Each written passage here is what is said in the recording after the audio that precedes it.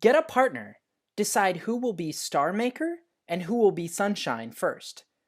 Don't worry, you'll switch jobs later.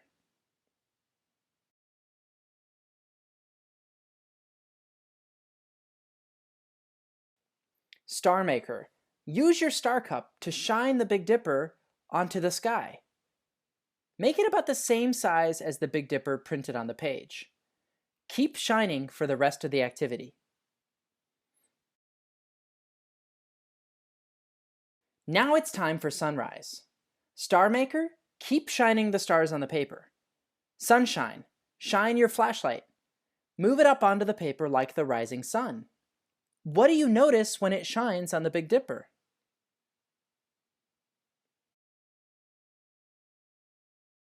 Now it's time for the sun to set. Star maker, keep shining the stars on the paper. Sunshine, start with your flashlight high in the sky and lowering it down now like the setting sun. What do you notice?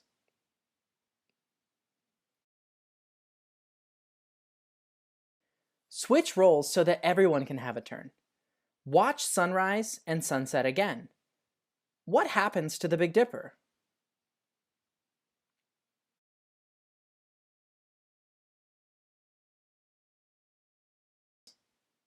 Then discuss. When you're done discussing, be sure to advance the slide to watch the final video. What we figured out when we projected an image that looked like stars and then used a flashlight to act like the sun. When you turn the flashlight on, now you can't see the stars. The sun, or the flashlight, it outshines the stars. This is what's going on in the real world. See, it's nighttime and you see the stars out. But as the sun comes up in the morning, it gets so bright that it starts to outshine the stars, making them impossible to see. See that? Now, when you move the flashlight down, notice how you can see the stars again. Well, watch this in real life. Only once the sun goes down in the evening does its light go away, and now the stars are not being outshone, and so we can see them. It's not just the sun that can outshine stars. This is true of any bright light. The moon isn't as bright as the sun, so you can still see stars when the moon is out at night. But look at this. Here's the sky when the moon is out. Okay, and here's the sky when the moon is not out.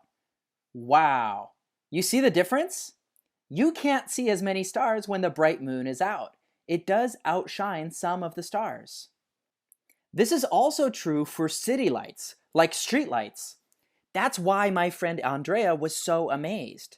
You see, she grew up where there were lots of street lights and lights from tall buildings, and those lights were always outshining the stars. So living in the city, she didn't see very many stars. But in the countryside, there aren't as many street lights to outshine the stars, so you can see lots of stars there. Now, here's something interesting to think about. If all the city lights could be turned off, what would you see? Well, sometimes things like this even happen, like when a city has a power outage. Here's what the sky would have looked like above New York City if they had a power outage and all the city lights went out. This can happen in neighborhoods too if the street lamps go out. You'll be able to see more stars when the street lights go out. So think about it. Does this mean that if you could somehow turn off the sun, you'd see the stars even in the middle of the day? There's no way to turn off the sun. Or is there? Well, actually, there is, kind of. During a special, rare event called a solar eclipse, the sun is out, it's a normal day, and then the moon goes in front of the sun, as seen from here on the ground. What that does is it blocks out all the sun's light, like you see here. When that happens, the sky gets dark, even though it's the middle of the day. So you can see stars in the middle of the day. See? Stars really are there the whole time, even in the daytime.